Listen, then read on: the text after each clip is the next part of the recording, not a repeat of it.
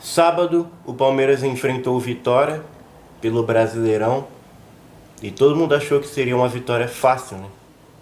Todo mundo achou que a gente ganharia fácil, mesmo com o time reserva. E não aconteceu. O que aconteceu foi que a história do Palmeiras foi escarrada, foi cuspida no sábado.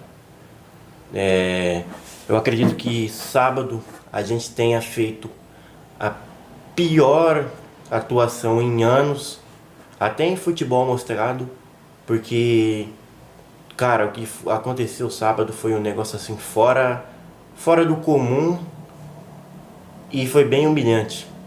Primeiro, a gente já começa na escalação, com uma escalação reserva, mas até aí tudo bem, né? Até aí a gente entende, mas o que mais surpreende na escalação é o fato do camisa 10, na qual eu não quero me referir muito ao nome dele,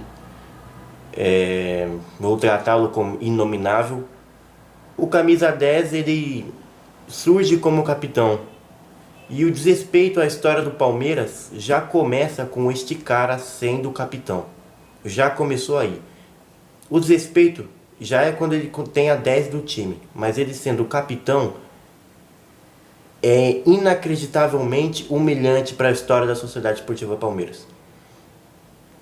Então, esse cara que a maioria da torcida pede fora, o treinador premia ele com atuações horríveis como capitão do time.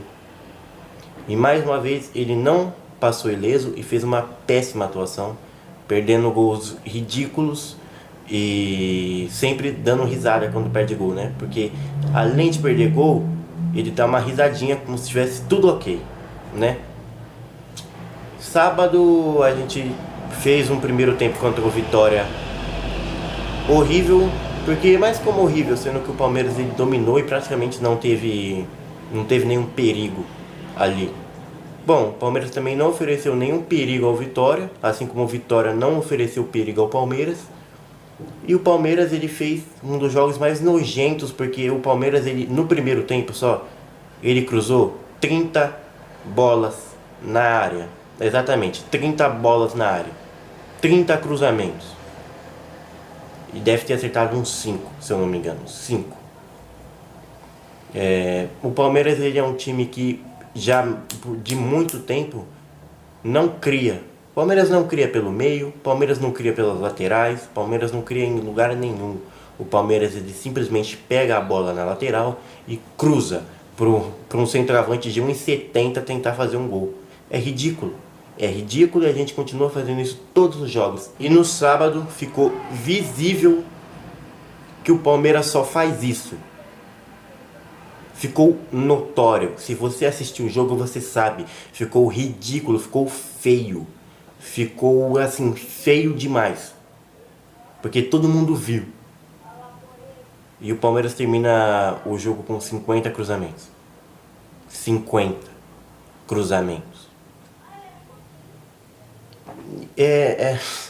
Você não tem nem palavras, sabe? Porque você não consegue impor seu jogo contra o 17º colocado. Você não conseguiu impor seu jogo contra o Vitória.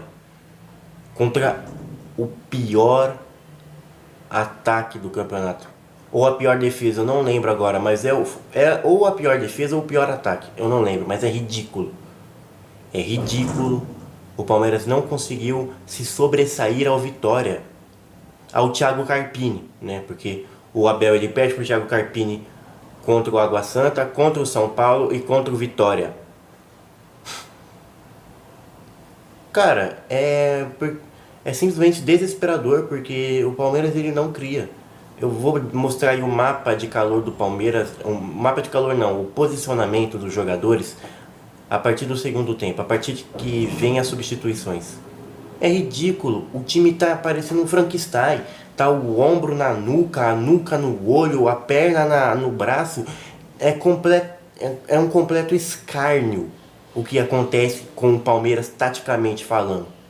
Porque já não basta ser um escárnio que acontece dentro de campo no quesito de preferência a jogadores. É um escárnio que acontece taticamente também.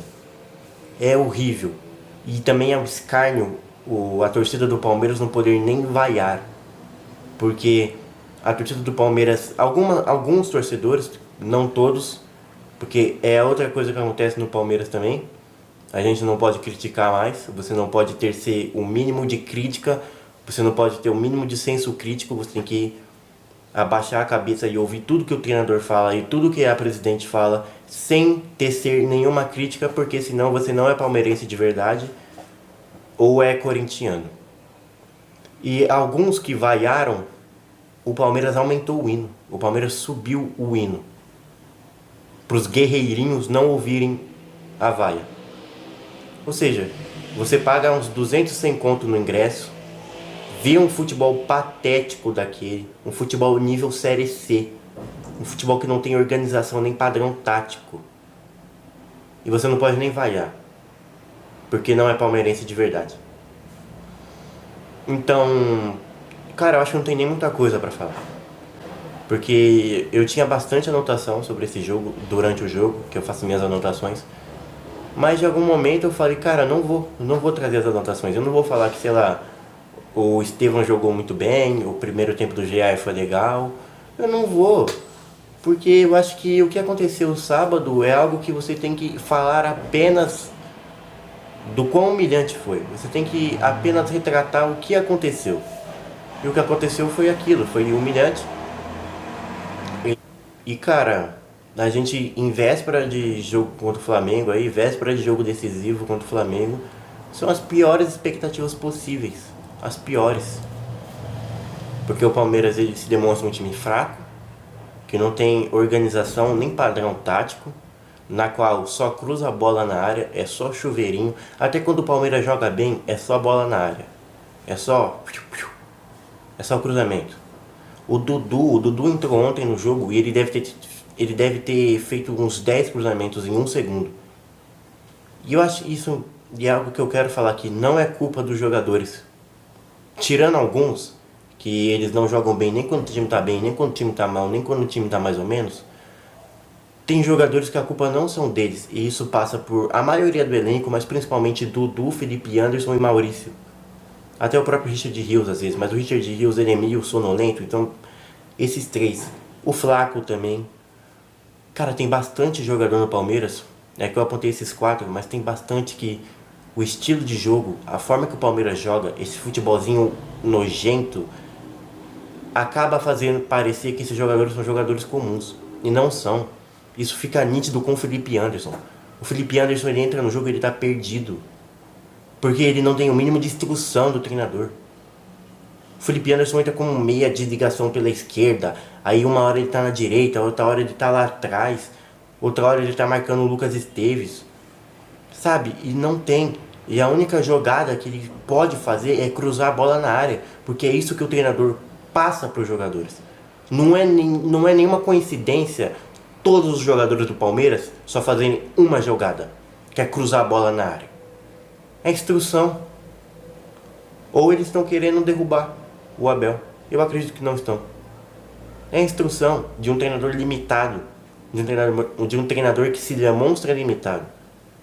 Um treinador que quando chegou era um dos mais diferentes no que fazia, era um dos que mais arriscava, era um treinador que montava seu time em favor ao adversário, né? Em favor não, em projetando o adversário. Cada jogo do Palmeiras era um time diferente, era um jeito de jogar diferente pra gente conseguir se adaptar melhor ao adversário. Porque o Palmeiras também nunca foi um time que propunha muito jogo, sempre foi um time muito mais reativo. Mas até nos seus tempos mais reativos do Palmeiras ele tinha um mínimo de noção tática no time. O Palmeiras ele tinha o melhor contra-ataque das Américas durante algum tempo. E hoje nem puxar contra-ataque consegue mais. E hoje quando tem que propor jogo, o Palmeiras não joga pelo meio, o Palmeiras não troca 3 passes, o Palmeiras dá balão. O Palmeiras dá balão e chuveirinho. É só o que o Palmeiras faz. Então existem jogadores que são prejudicados. São prejudicados. Dudu e Felipe Anderson deixaram isso claro. Claro, até o Richard Rios, que ele era usado como um meia de ligação direita, um meia mais avançado, um meia central direito na Colômbia. E aqui ele é primeiro, segundo volante e não joga bem e não vai atuar bem. Não vai atuar bem nessa função. Não vai porque não é a dele. A Colômbia mostrou isso para todo mundo. E o cara que treina o Richard Rios basicamente todos os dias não consegue enxergar isso. É o quê? Perdeu a habilidade de ser treinador ou não quer? E também, cara, o xingo que o Abel deu no Gabriel Menino no Rios não me incomoda também, até porque entraram sonolento no jogo, principalmente o Gabriel Menino. Mas eu acho muito curioso como o Abel, ele não consegue tratar todos de uma forma pelo menos igual ali. Porque como que você, beleza, dá esporro no jogador que tentou fazer um chapéu e perdeu o passe lá depois, beleza. Mas como que você não dá esporro num jogador que todo jogo tenta uma bicicleta e falha, assim, de uma forma epopeica? Falha de uma forma que, meu Deus do céu, todo jogo ele tem uma bola para chutar e ele cai. Todo jogo que ele sai na cara do gol, ele erra o chute e cai no chão. Como é que você não consegue nem reclamar disso para um jogador seu? Porque tem um cara aí no Palmeiras que veste a camisa 10 e foi capitão sábado, que quando o Palmeiras está perdendo, quando o Palmeiras está ganhando, quando está empatando, sempre tenta uma bicicleta e sempre erra. E o treinador tá assim, ó. Como é que o Gabriel Menino, o cara que foi tentar dar o chapéu, se sente vendo que levou um esporro por tentar dar um chapéu e vê um companheiro de time seu que todo dia tá lá, ó, cagando pro coletivo e só dando essas bicicletinhas? Ainda leva aplauso. Porque o Rony já tentou uma bicicleta quando o Palmeiras estava sendo eliminado da Libertadores. E foi. O Rony tenta uma bicicleta quando o Vitória ele tá ganhando e perdeu o Palmeiras. Ou seja, não ajudou essa bicicleta. Essa bicicleta só deu certo 2 vezes. E há 2 anos ele tenta toda jogada uma bicicleta e o treinador não fala nada. Então como é que ele tem um peso crítico tão grande a outros e um peso crítico tão baixo a uns? Eu não sei. E só quem pode responder é ele. Bom, não tem muito o que falar do jogo. Não é isso? E que, se Deus quiser, a gente vença do Flamengo. Ou pelo menos não tome uma coça.